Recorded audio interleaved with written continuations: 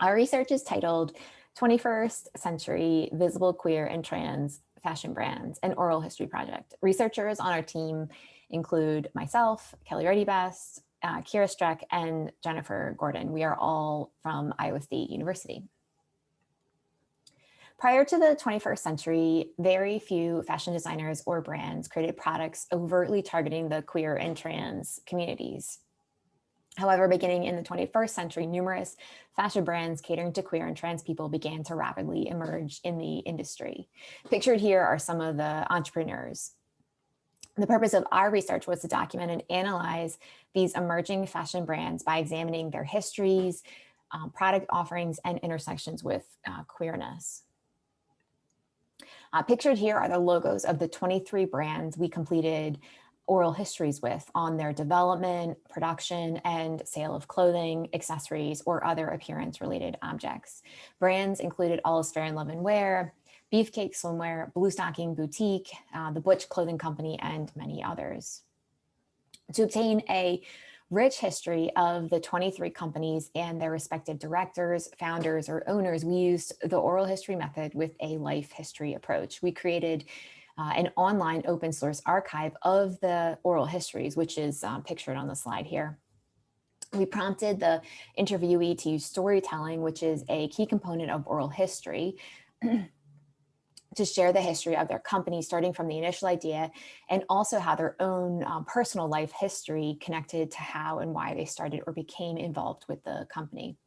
In our analysis, we draw upon these oral histories, objects from each company, news articles, and other online content such as YouTube videos.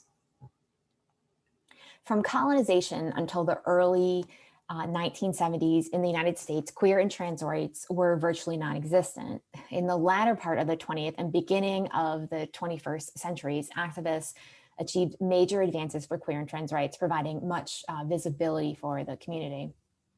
For example, in 1996, states began legalizing same-sex marriage, which was met with significant backlash. Following this legislation, the United States almost immediately passed the Defense of Marriage Act, which is also known as DOMA, legally defining marriage as between a man and a woman.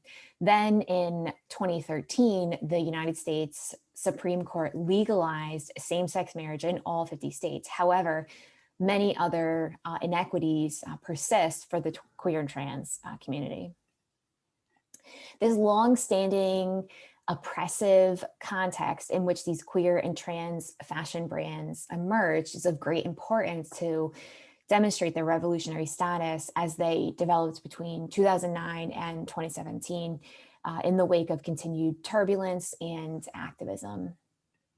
At the time of their respective founding, some of the directors could not find garments, accessories, or other shoes that fit their gender expression, or they knew others in the queer and trans communities who experienced similar issues.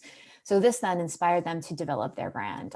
For example, two cisgender tomboy identifying women founded Kieran Finch because they were unable to find button-down shirts that fit their desired self-presentation. And then here's a photo of one of their shirts with 9 center front buttons to achieve a masculine-leaning aesthetic. Additionally, the brands producing suit-and-suit coordinates were also responding to the emerging queer wedding market. Most of the brand directors did not have backgrounds or initial interest to work in the fashion industry. Their work histories varied. For example, Kadlik at Blue Stocking Boutique was a PhD student in literature. Krakauer from Let's Be Brief previously worked in healthcare management. And Brittner Wells from Beefcake Swimwear worked in youth programming. The director's personal histories and involvement in the queer and/or trans communities was arguably one of the central motivations to start their brands. After the internet was developed in 1977, it significantly changed the clothing, accessory, and shoe retail landscape. E-commerce quickly became a part of retail sales. Customers could now purchase on demand as more brands such as Dapper Boy sold direct to consumer through their website. Then at the beginning of the 21st century, niche fashion brands such as Hot Topic and Abercrombie & Fitch proliferated. After the 2008 financial crisis, many nascent brands turned to crowdfunding platforms such as Kickstarter, which launched in 2009, allowing community-based fundraising. Simultaneously, social media became a part of Americans' everyday lives, allowing easy public access to Kickstarter campaigns. These changes in the retail industry, including e-commerce, social media, niche brands, and crowdfunding, all contributed in part to the market entry for the 23 queer and trans brands in this research. Although a few brands had investor backing, most used other methods to gain enough revenue to start their business, such as the digital crowdfunding platform Kickstarter, including All Is Fair in Love and Wear, whose campaign is pictured here on the slide. Kickstarter allowed them to gauge interest and community investors. Several also used multiple funding methods, such as credit cards, student loans, personal savings, family money, side job income, and also investor backing. Many of the products offered by these queer and trans brands have historically been unavailable commercially because they subvert heteronormative gender appearances, a common aesthetic many queer individuals have negotiated throughout history. For example, documented evidence suggests that women in same-gender relationships dressed in a masculine-leaning style since at least the late 19th century. And pictured here is Sarah Panosby and Eleanor Butler, two women who were in an intimate relationship who dressed in a masculine aesthetic in the 19th century.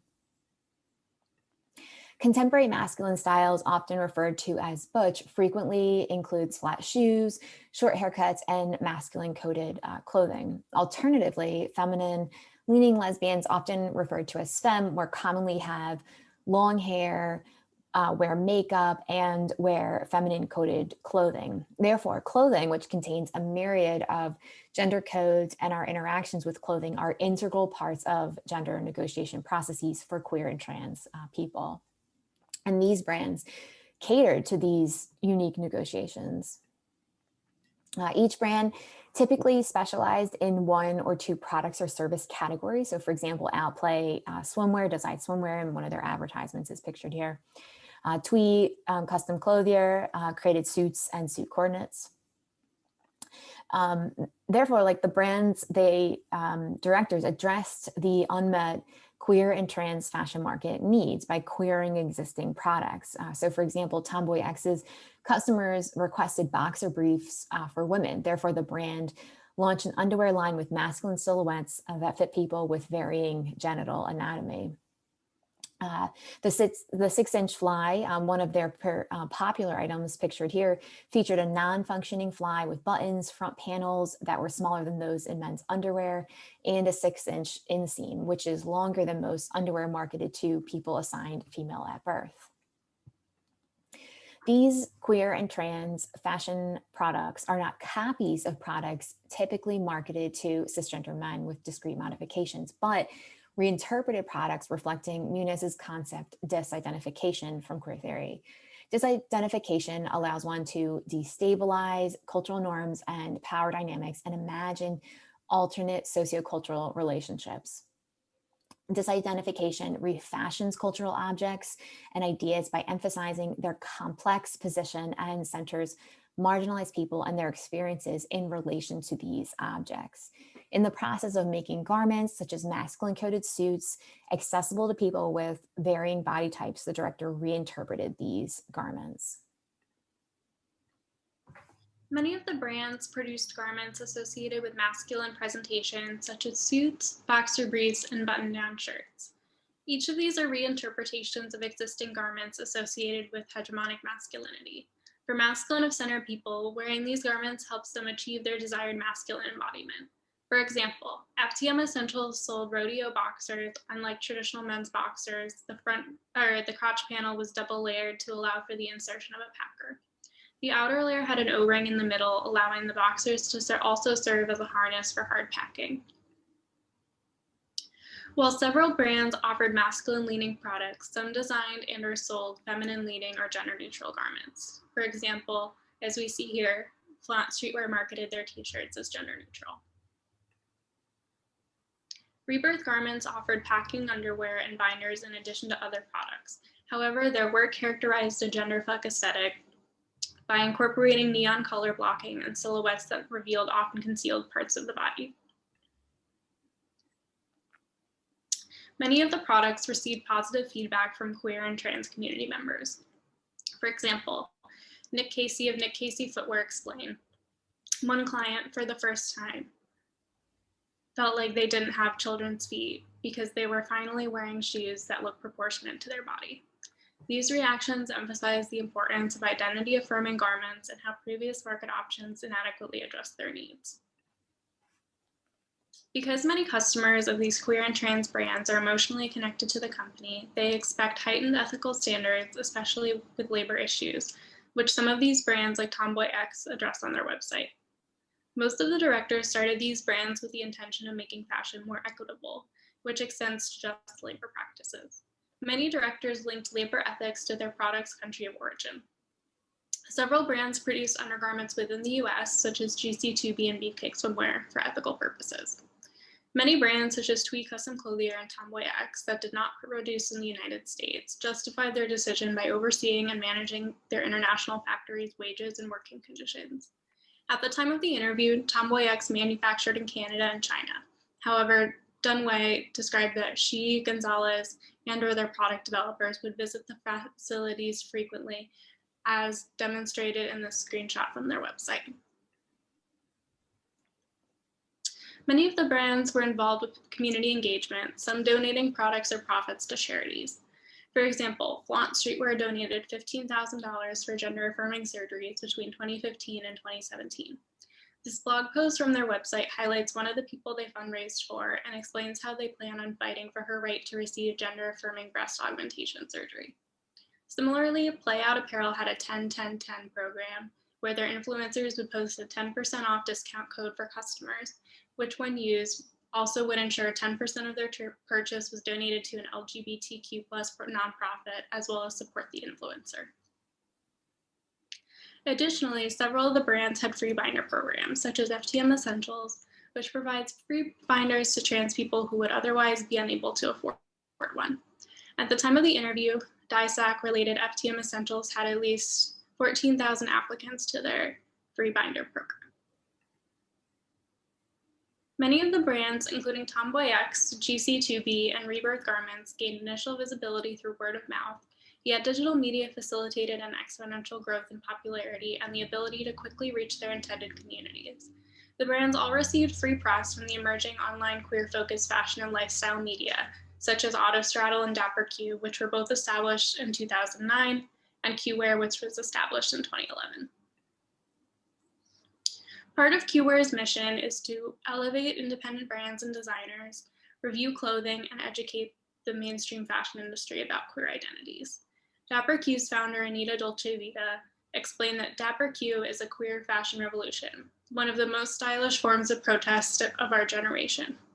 These queer fashion media platforms work to enhance the brand's profiles through digital social justice work. Technological changes in the latter 20th and early 21st centuries and social media helped facilitate the rise of these queer and trans brands in the 2010s, as most of them operated as e-commerce businesses.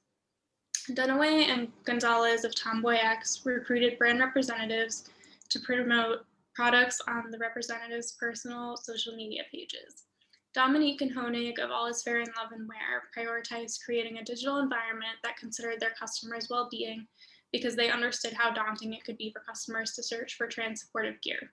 For example, they outlined binding safety practices on their Instagram, as shown here, in collaboration with the Binding Health Project, which was a research project resulting in numerous peer-reviewed research articles.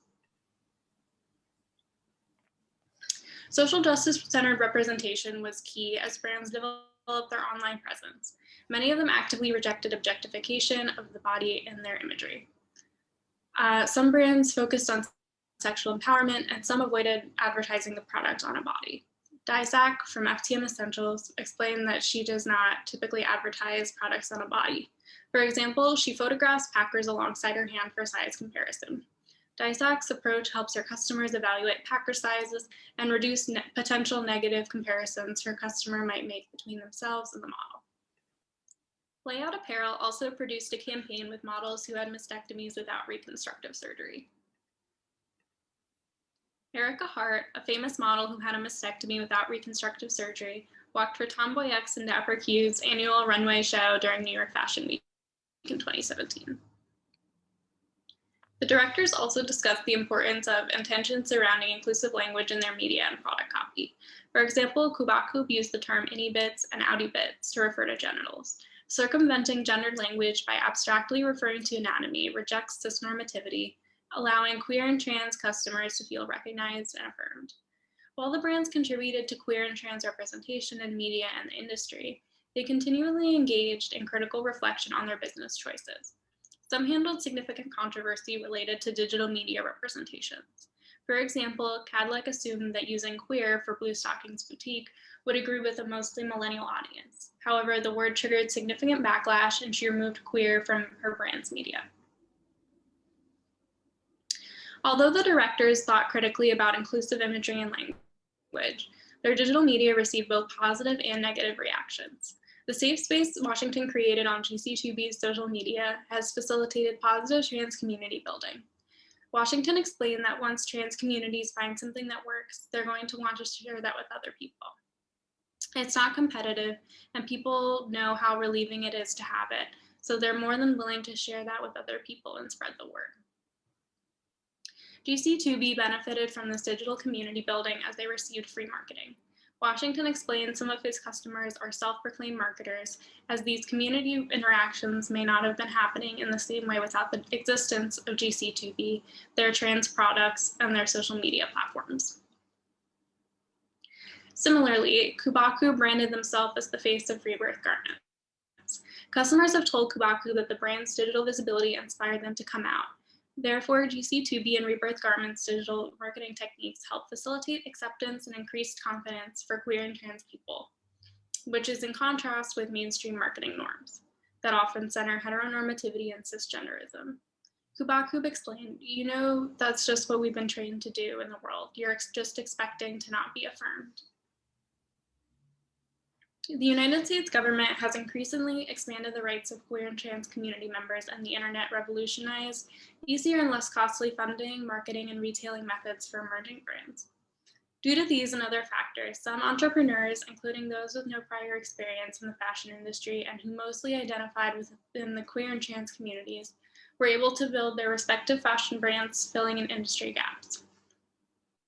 The directors queered existing designs and online spaces, reimagining them to assist queer and trans people with expressing their authentic selves. Through this research project, we document the changing retail landscape and the revolutionary queer and trans fashion brand movement in the 21st century. Analyzing the relationships between queer and trans people, queer history, and retail history allows for a deeper understanding of queer identity within society, which can assist in developing a cultural competence and thus reducing future discrimination. While we captured rich histories, the oral histories are a cross-section in time.